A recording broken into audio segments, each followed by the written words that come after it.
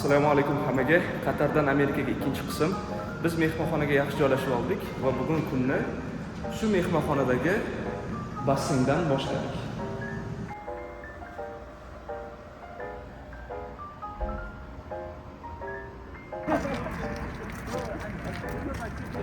Universitetlar tasvirlab bo'lmas darajada katta.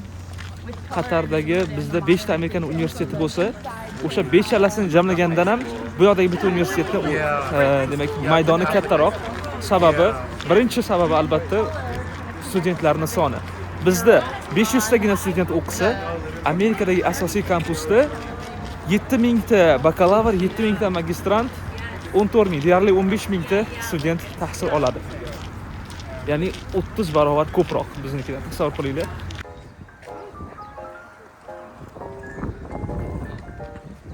Hozir biz suvenir magazindamiz va sizlarga hozir bu yerdagi narxlarni ko'rsatib chiqaman. Demak, xo'p, PayPal $14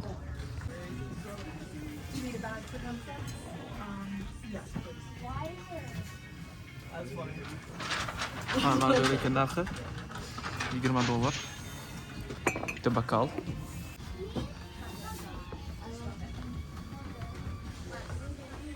Do'stlar, Amerika xalqi juda kitobxon xalq va juda ko'p kitob do'konlarini ko'rishingiz mumkin atrofda.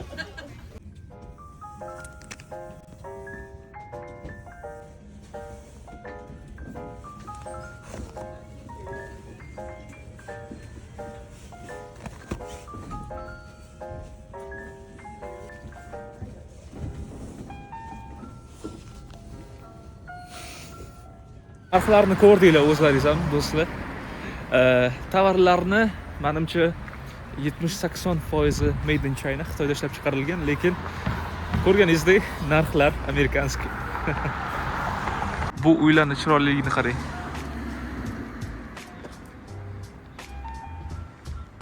Juda hashamatli emas, hashamgina,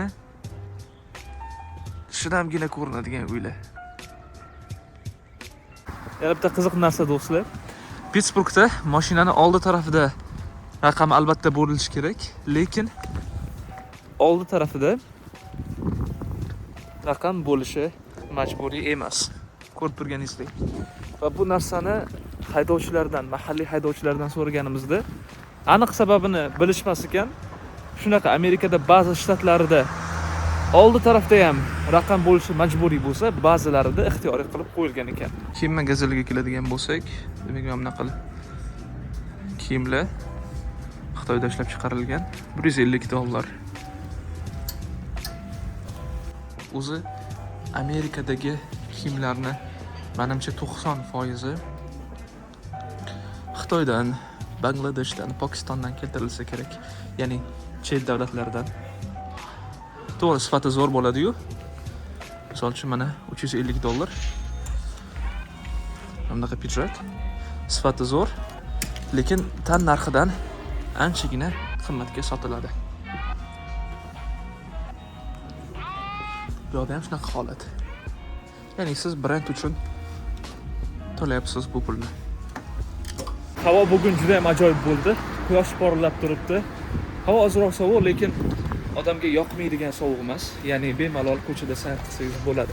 Demak, biz hozir Carnegie Mellon Pittsburghdagi birinchi studentlar yashaydigan housingdamiz, yotoqxonada.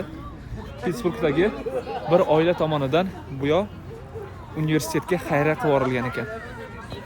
Amerikanskiy kinolardan mana bu avtobusni hammalaringiz bilsangiz kerak. Maktab o'quvchilarini hammasini uyidan olib ketib maktabga olib borib qo'yadigan. Amerikani maktab sistemasini bir ramziy belgisi desa ham bo'ladi-da buni. Carnegie Mellon University Tapa School of Business ga keldik. Ya'ni biznes fakulteti joylashgan binoga. Bizni universitetimizda dars beradigan, ya'ni Qatardagi Carnegie Mellon universitetida dars beradigan biznes professorlarining ko'pchiligi aynan shu universitetda magistraturani o'qib bitirishgan. Aynan mana shu binoda.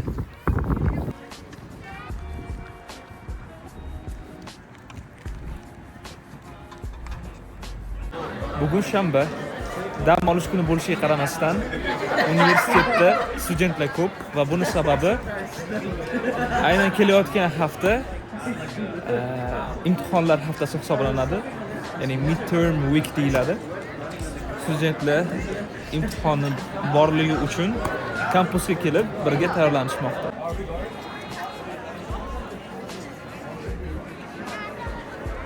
Bu donorlar Carnegie Mellon universitetiga donation qilgan, ya'ni xayriya qilgan hisoblanadi.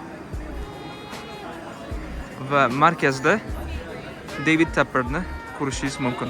Demak, bu yoqda universitetimizning drama fakulteti joylashgan ekan mana.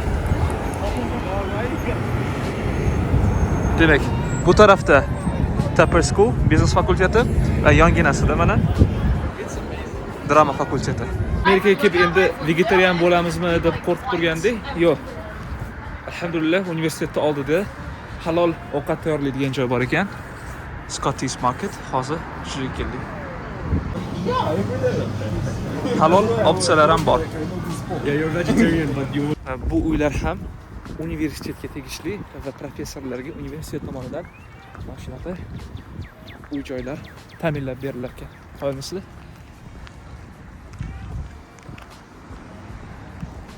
Bu yerni professorlar mahallasi deb atasa ham bo'lsa kerak.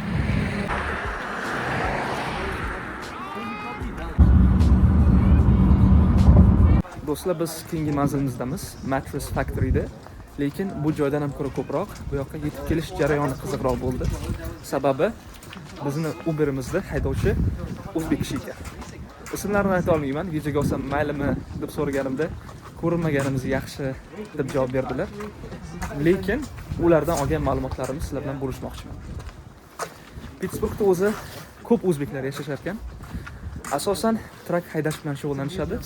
Yangi kelganlar bo'lsa, ya'ni 1 yil, 2 yil kelganiga 1 yil, 2 yil bo'lganlar Uber haydash bilan yoki kafeteriyalarda ishlashar ekan.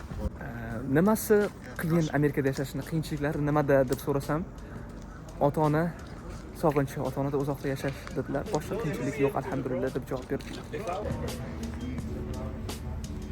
Yaqinroqdan ham ko'rishingiz mumkin. Mana shu modern art deyiladi. Zamonaviy san'at. Ana nazdimda go'zal san'at turi shunaqa bo'lishi kerakki, insonni fikrlashga undashi kerak edi. Lekin bu yoqda meni fikrlashga undaydigan hech narsa ko'ra olmayapman-da, nimagadir. Hech qanaqa go'zallik ko'rayotganim yo'q bu yoqda. Sizlar nima deb o'ylaysizlar bu borada? Fikrlaringizni kommentariyada yozib qoldiringlar. Madaniyat bilan tanishuvning bir qismi shekilli bu. Let's go. Do'stimni fikrini oldim hozir. Bu san'at asarlarini, mazmunini bizga tushuntirib beradigan gid bo'lsa yaxshi bo'lardi. Nima deding desam, bu shunchaki vaqtni bekorga sarflash bo'lardi xolos. Ko'proq vaqt sarflagan bo'lardik. Bu san'at asarlarini birontasi mazmunga ega bo'lsa ham, buni ortida hech qanaqa qiziq ma'no yashiringan deb o'ylamayman deb javob berdi qisqagina qilib. Biz ikkinchi binoga kirdik va bizni baxtimizga bu bino zamonaviy san'at haqida mast ekan. Qo'rqinchli filmlarni eslatadigan bu joy haqida alohida video qilganman. YouTube sahifamga o'tib tomosha qilib olishingiz mumkin.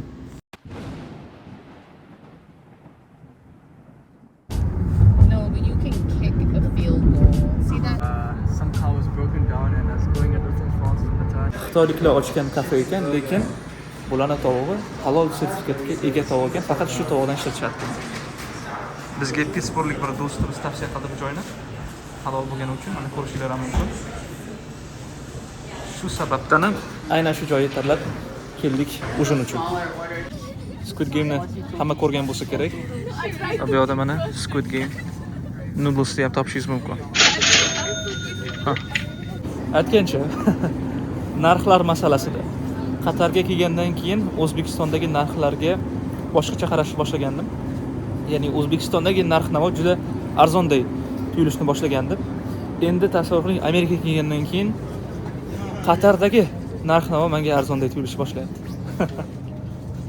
O'zbekistondagisi qanaqa tuyularkan meni? Assalomu alaykum do'stlar. Bugungi kunni Carnegie Museum of Natural History dan boshladik.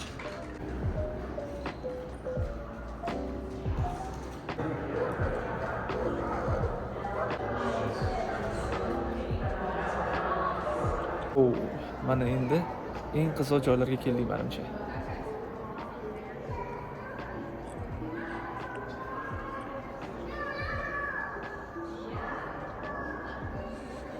Bir narsaga e'tibor qaratdim. Amerikaliklar bunaqa muzeylarga asosan oilalari bilan, yosh farzandlari bilan kelishgan va bu narsa ham ularni yoshligidan, bolaligidan ilmga chanqoq bo'lib o'sishiga albatta yordam beradi, turtki bo'ladi. Bu sayohat qilishda asosiy maqsadlardan biri, bu meni shaxsiy fikrim,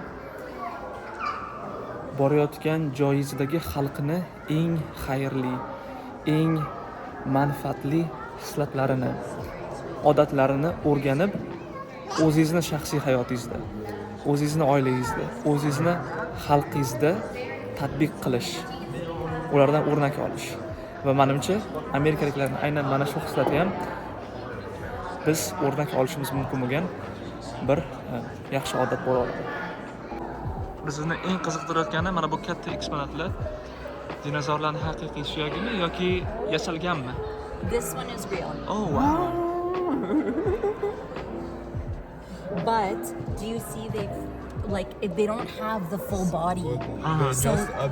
So some of it they had to recreate. Like this one, this part on the rib cage is casted. The blue they sculpted, and the white parts that you see is the actual fossils. Wow. So the neck is the actual fossil. Wow. Haqiqiy mas deb o'ylagandim, soxta deb o'ylab turgandim. Yo'q. Asosiy qismi haqiqiy fossil, haqiqiy suyaklardan tashkil topgan ekan. Bu dinozavrni oyog'iga ahamiyat beradigan bo'lsangiz, mana bu qismi real, ya'ni haqiqiy. Qarang. O'zini g'adir-budur teksturasi ham bor va barmoqlarga e'tibor beradigan bo'lsangiz, bu smooth ketgan, ya'ni tekis, silliq. Ya'ni mana shu barmoq qismi soxta va mana bu katta suyak haqiqiy fossildan olingan.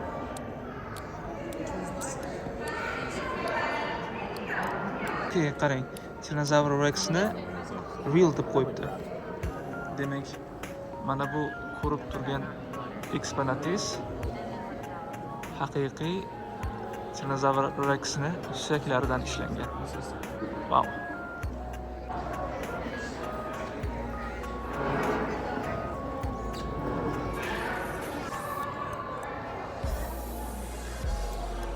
Yo, what's this, bro?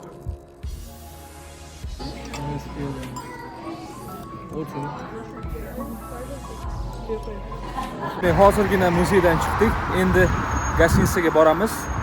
Yarim soat dam olib, undan keyin xokkey matchiga yo'l olamiz. Bitta qiziq faktligi, do'stlar. Mana bu baland binoni ko'ryapsizlar va bu bizning universitetimizning asoschisi Andrew Carnegie tomonidan qurilgan bino hisoblanadi. Tarixi juda ham qiziq. Demak, bir kuni Andrew Carnegie, universitetimizning asoschisi, taksiga o'tirib, meni Carnegie Mellon universitetiga olib bor deydi. Taksist bo'lsa, universitet qayerdaligini bilmasdan undan manzilni so'raydi. Andrew Carnegie endi o'zining davrini eng влиятельный, badavlat insonlardan hisoblanadi va uni universitetini taksist bilmasligi, qayerdaligini unga qattiq tegadi. Va shu sababdan universitet qayerda ekanligini shu atrofda yashaydigan hamma bilishi uchun aynan mana shunaqa shaharni istalgan chekkasidan ko'rinadigan baland binoni qurdiradi. Qoyilmisizlar? Mana shunaqa qiziq tarixga ega Carnegie Mellon universiteti. Biz hozir University of Pittsburgh qarshisidamiz. Ko'rishingiz mumkin. Bu ham top universitetlardan hisoblanadi dunyo bo'yicha. Carnegie Mellon universiteti bilan shundoqqina qo'shni. Juda ham nufuzli universitet. avtobusiga joylashib oldik. Endi hozir birgalikda hokkey matchiga boryapmiz, ya'ni haqiqiy hokkey o'yiniga. Xudo xolasa birinchi marta live tomosha qilamiz. Men o'zi hokkeyni fanati emasman, prosta atmosfera menga qiziq yo'qda qanaqa bo'lishi.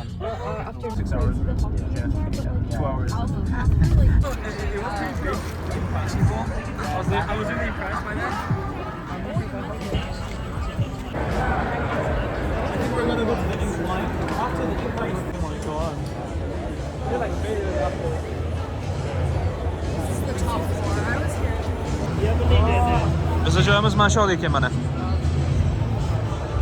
Bu hokkeyni shaybasi o'zi kichkinagina bo'lsa, qanaqa ko'ramiz u shaybani qayerdaligini. That's super weird.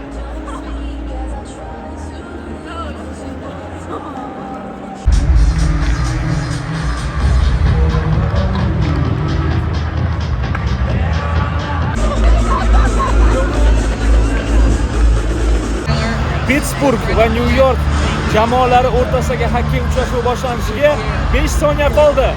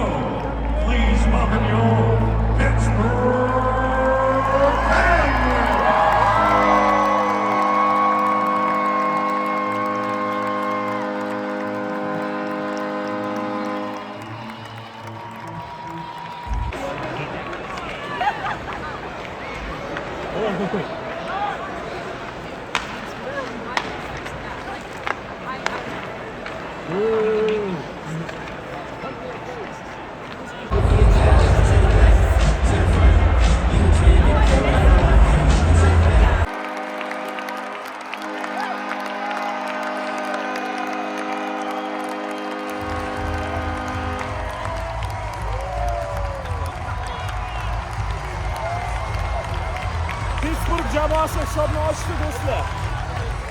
1-0.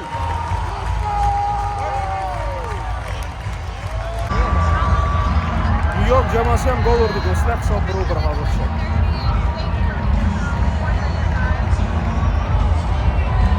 Hozir o'sha Pittsburghni hokkey komandasini merchi sotiladigan, ya'ni o'zini firmini kiyimlari, aksessuarlari sotiladigan do'kondamiz.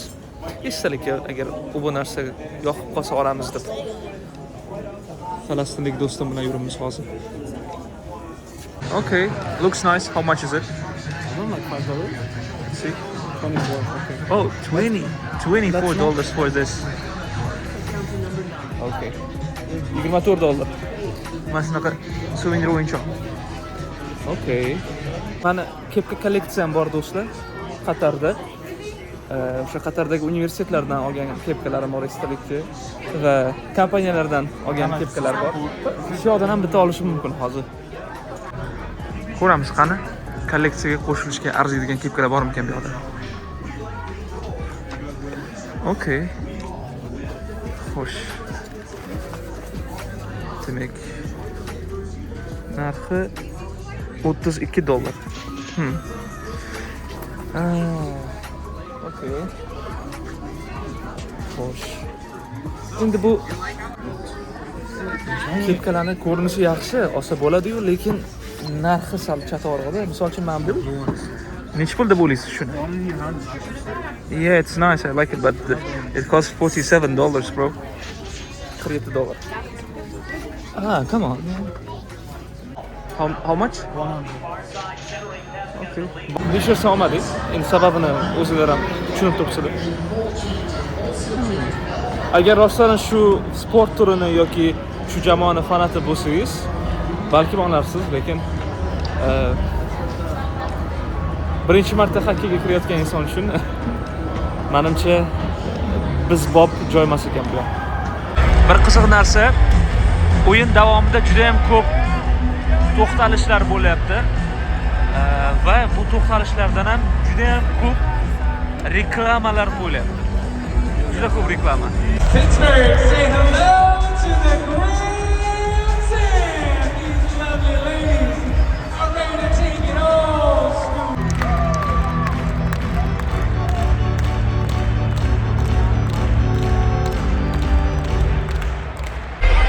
16 soniya. Qani?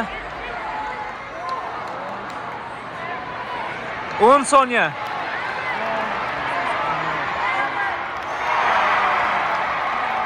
Bo'ldi, hammasi tugadi. 5-3.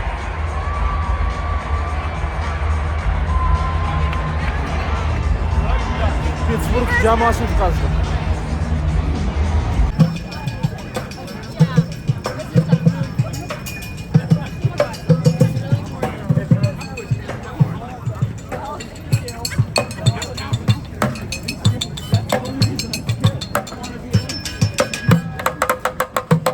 Hozirgina hokkey matchidan chiqdik.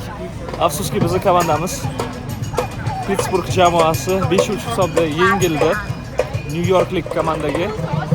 Lekin qiziq, zo'r experience bo'ldi. Shu joyda bir savol tug'iladi. Nima uchun Amerikada o'zimizning futbol mashhur emas? Va men bu haqda izlanib ko'rganimda bunga ikkita asosiy sabab topgandim. Birinchisi, eng asosiy sabab bu yoqda mashhur hisoblanadigan basketbol, hokkey, amerikancha futbol va beysbolda gollar soni ko'pligi va dinamika kuchliroqligi. Ya'ni o'zimizning futbolni amerikaliklar zerikarli hisoblashadi. Sababi o'zingizdan bilasiz, o'rtacha o'yin davomida 2-3 ta gol uriladi xolos. Bu yoqda mashhur sport turlarida esa umuman aksincha 8 ta, 9 ta, 10 ta yoki undan ko'p gollar bo'ladi har bitta o'yinda. O'shaning uchun bu sport turlariga simpatiya ko'proq. Ikkinchi sababi bo'lsa, bu o'yin davomida pauzalar ko'pligi va bu pauzalar davomida tashkilotchilar reklama qo'ya olishi o'yinda hamda daromad qilishi. Ya'ni o'zimizning futbolda ham to'g'ri pauza bo'ladi, kam emas, lekin beysboldagidek, hokkeydagidek, basketbol, amerikancha futboldagidek reklama qo'yishni iloji yo'q. Shuning uchun amerikaliklar futbolni, o'zimizning futbolimizni yetarlicha daromadli emas deb ham hisoblashadi. It's really cool.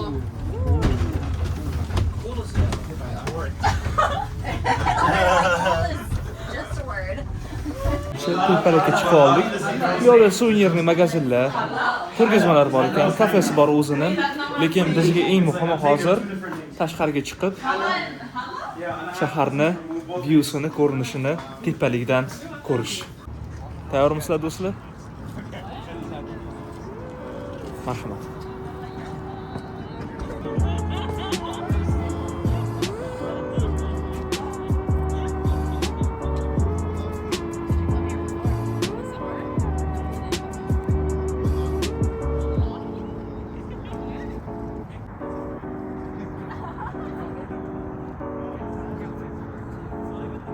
Demak, bu joy nomi Duquesne Incline ekan. Pittsburghga kelganlaringizda albatta aynan shu joyga ham kelib o'tish esingizdan chiqmasin.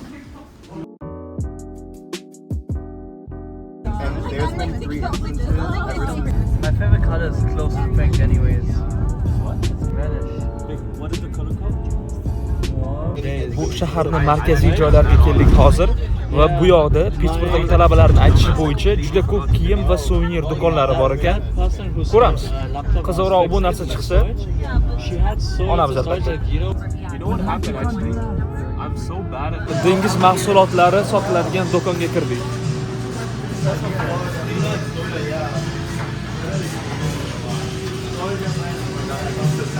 Narxlarini mana ko'rib chiqishingiz mumkin.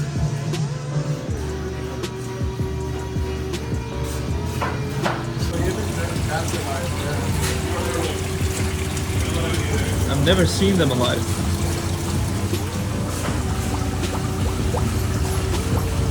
Oh my gosh. Amerikada juda ham mashhur tansiq taomlardan bittasi, ya'ni dengiz mahsulotlari orasida dengiz lobsteri. Shaharni 1952-yildagi ko'rinishi. 1952-yilda shunaqa ko'rinishga ega bo'lgan Pittsburgh. Wow. Mana bu suratda biz hozir turgan joyni xaritasi tasvirlangan ekan. Kreativlikni qarang. Ko'rib turgan hamma binoyingiz, hamma narsangiz mana shu ko'chada bor. Hozirgina o'zimiz ham mana baliq do'koniga kirdik yoki ana arabchada yozuvi ham bor. Suriyadagi bir kishi ochgan ziravorlar do'koniga o'zimiz kirdik hozirgina.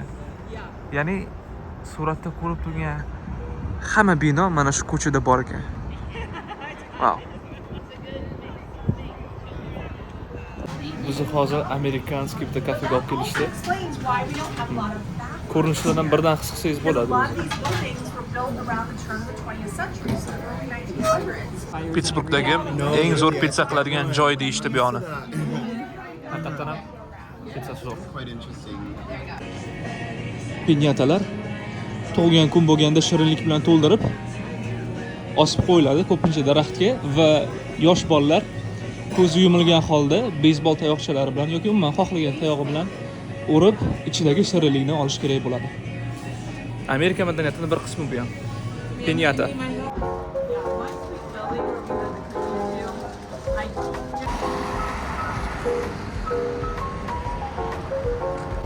Ertalabdan yengil yomg'ir yog'yapti Pittsburgda va hozir kampusga boryapmiz. Kofe tur uyushtirilgan biz uchun. Ko'ramiz. Bitta qiziq fakt do'stlar, aynan mana shu joyda Batman Dark Knight kinosini boshlanishidagi urush sahnasi suratga olingan ekan. Men o'zim ko'rmaganman to'g'risi u kinoni, lekin Qatardan kelgan do'stlarim juda ham zo'r kino va aynan shu sahnasi eng zo'r sahnalardan biri deyishdi. Sizlar ko'rganmisizlar yo'qmi, kommentariyada yozib qoldiringlar. Batman Dark Knight boshidagi urush sahnasi aynan shu joyda olingan ekan. Mellon Institute, Carnegie Mellon University. Hozir endi bookstore ga boryapmiz. Ya'ni Carnegie Mellonning merchi sotiladigan joyga. Futbolka deysizmi? Suvenirlar. Ayni Carnegie Mellon brendi tushirilgan produktlar sotiladigan joy CMU Bookstore deyiladi.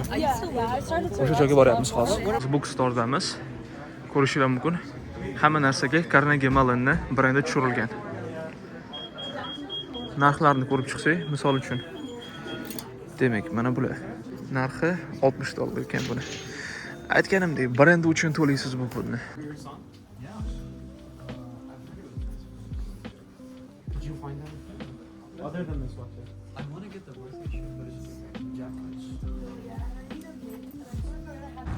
Kampusimizdagi mashhur statuyalardan biri.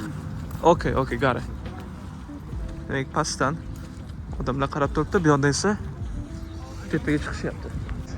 It's supposed to be the shape of a bow of a ship. So Henry Hornbostel, when he designed the building, he designed it to look like the... O'rtog'im bilan hozir oyoq kiyim do'koniga keldik.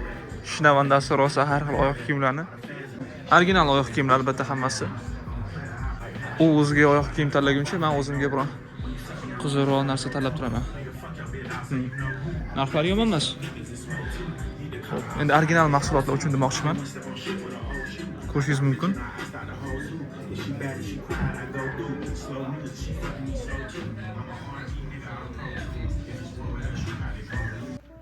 O'rtoqlar, hozir bitta narsa zakaz qildim. Rosa qiziqaman bunaqa narsalarga. O'zi ham hozir keldi, ko'rishingiz mumkin. Amerikanskiy futbol. O'zi ham ketishimizdan bir kun oldin zakaz qilishga ulgurib qoldim va zo'r suvenir bo'ladi menimcha. Nima dedinglar? Vaqt bo'lganda sherik topilsa, yaxshi ermagam bu bera oladi menimcha, Xudo xohlasa. He thought like, oh yeah, it's a stuffed mom and a mom or something. He didn't. Hozir Pittsburghdagi botanический bog'ga kirdik. Qish bo'lsa ham bu yoq ishlarkan, sababi issiqxonaga o'xshab qurilgan ekan. Yeah? Take a look at the prices. Oh wow. Sizlarga ko'rsata olmayman narxlarni, chunki bu yoqda kassir turibdi va videoga olsam noto'g'ri tushunishi mumkin. Xo'p, bir kishi uchun narxi $23 ekan. Mana shu bog'ga kirish bir marta. Oh no, they give you. And then you.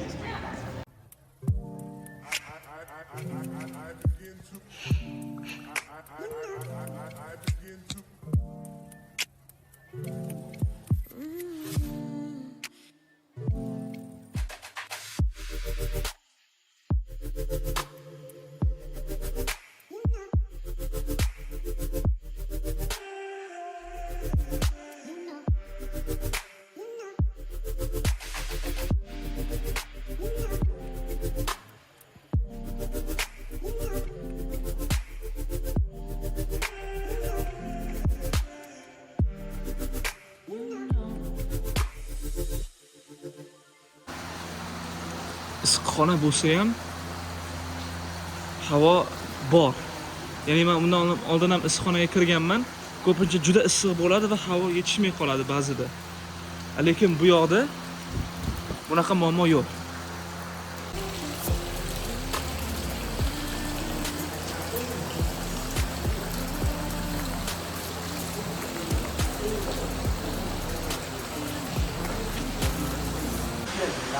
Ichkariga kirganingiz sari yana ham go'zallashib bormoqda bog'. Bunisiga nima deysiz? Wow.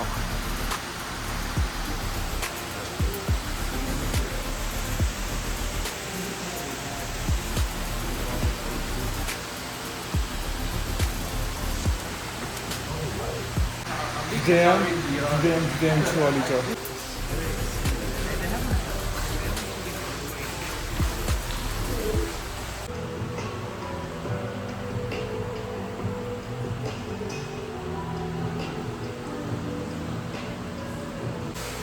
Bu skameykalarga e'tibor bering, qanaqa ishlanganligiga.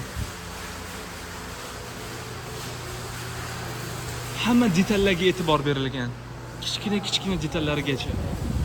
Juda ham ko'p orxideyalar ko'ryapman. Mana bu gullar, mana bu sariqlar ham hammasi orxideya.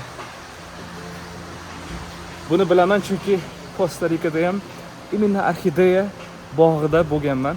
Aytgancha Kosta-Rika haqidagi videoni ko'rmagan bo'lsanglar, profilga o'tib, albatta obuna bo'lib tomosha qilishingiz mumkin bemalol. Go'zal. Mana ko'rishingiz mumkin bizni.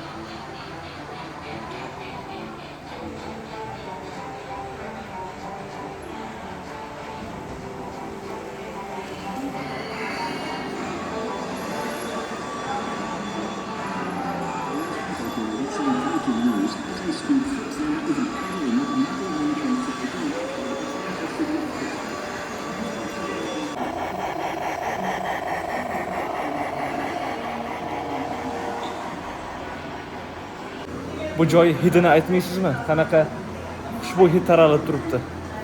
Wow. Bolalar ham maza qilib yuribdi-da bu yoqda qarang. Eshitdinglarmi? Qanaqadir qushlar ham bor shekilli bu yoqda. Menimcha, buni kolonkadan qo'shmagan bo'lsa kerak. Tabiiy eshitildi ovoz. Yes. Ko'rdim.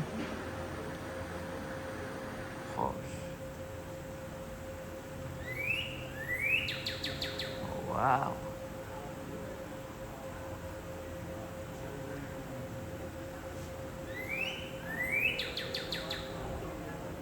Yoqimli hid, chiroyli manzara, mamlakat qushlarning ovozi. Maza qilib dam olib ketishga nima kerak?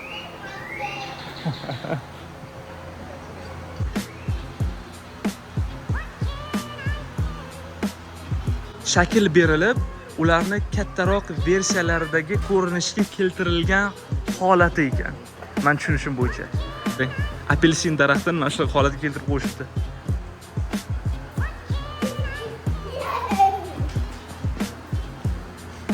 Go'zal.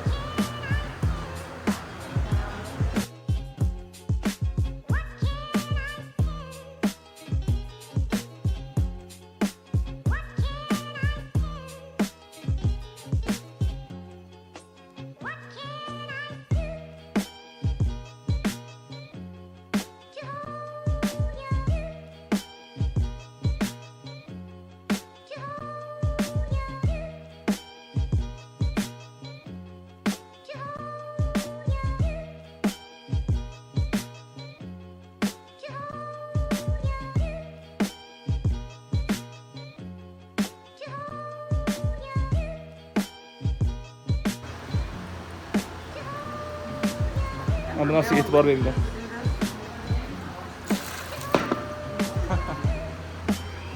Boshida har bir kishiga $23danligini ko'rib, zavishini tsena bo'lsa kerak, ya'ni narxini haddan tashqari oshirib qo'yishgan bo'lsa kerak deb o'ylagandim.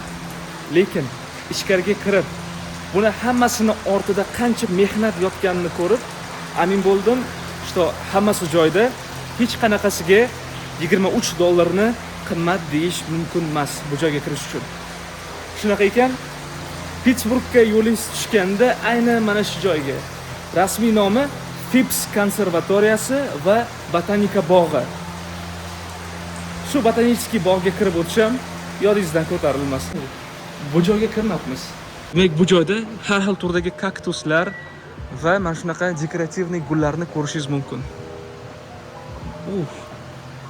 Bunaqa kaktuslarni hech ko'rmaganman. Qarang. Bunga ham menimcha shakl berishmagan. O'zi menimcha shunaqa tabiiy o'sadigan kaktuslar. Xo'sh, Golden Barrel Cactus. Markaziy Meksikadan olib kelishgan kaktus ekan. Wow, mana bu gulga qarang. Rosa antiqa gul ekan mana bu. Nima gul bo'lsa. Xo'sh, ma'lumot menimcha mana bu joyga yozib qo'yilgan. American Century Plant. Agave Americana. Buni go'zalligini qarang, mashalloh. Juda ham boshqacha gul ekan. Nomi Agave Americana ekan mana shu gulni. Rosa noyob gulga o'xshayapti ko'rinishidan. Chunki menimcha sizlar ham ko'rmagan bo'lsanglar kerak bunaqa gulni. Mana yana kaktuslar, bahaybat kaktuslar. Bu kaktuslar bo'lsa o'sha amerikanskiy kinolarda ko'rsatadigan, ayniqsa kovboylar haqidagi kinolarda ko'rsatadigan kaktuslar. Sizlar ham tanidinglarmi? Esladinglarmi? Mani Arizona shtatida, ya'ni mana shunaqa kaktuslarni yurti hisoblanmish shtatda o'qiydigan ikkita qalin do'stim bor. University of Arizonada o'qishadi. Samandar, Jalilbek, ko'rayotgan bo'lsanglar, sizlarga Pittsburghdan alangalik salom. Kishi boshiga $23 degandim, lekin Pittsburghdagi studentlarga student azizni ko'rsatasiz, sizni tekinga kirgizishar ekan. Ajoyib, mashalloh. Juda go'zal.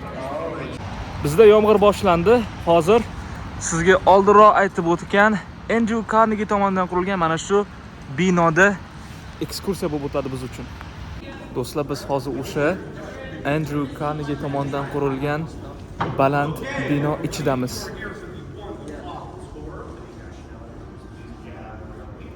O'zimni xuddi Harry Potter kinosiga tushib qolgandek his qilyapman. Wow. Stullarga qarang. Wow. This was somebody's living room in Damascus, originally built in 1782.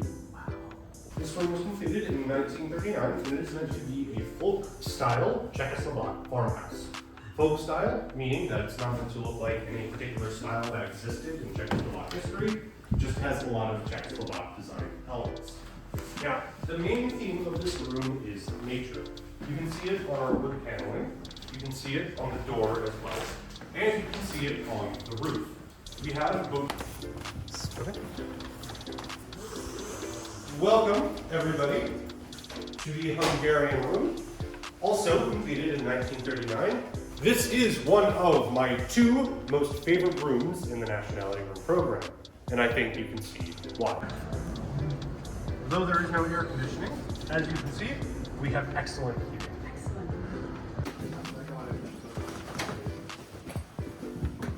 I'm actually studying in this. A New England cottage, it's meant to look like one New England cottage. That cottage is the House of the Seven Gables, which is a real place in Salem, Massachusetts. Later turned in, yes, exactly. Later turned into a novella. Wow.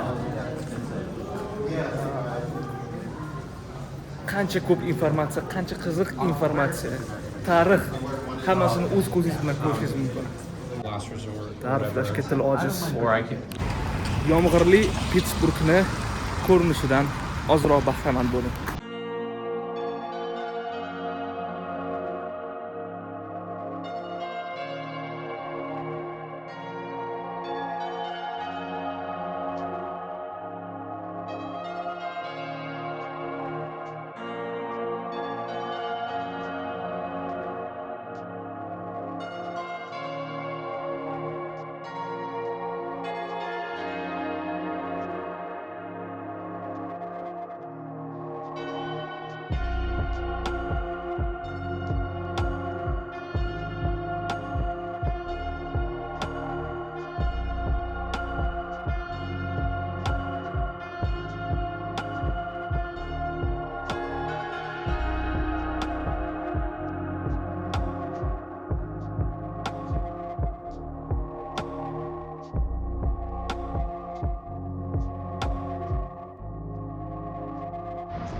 Pittsburghga bo'lgan sayohatimiz ham o'z nihoyasiga yetay deb qoldi. Xudo xohlasa, ertaga aeroportga borib, Qatarga uchib ketamiz.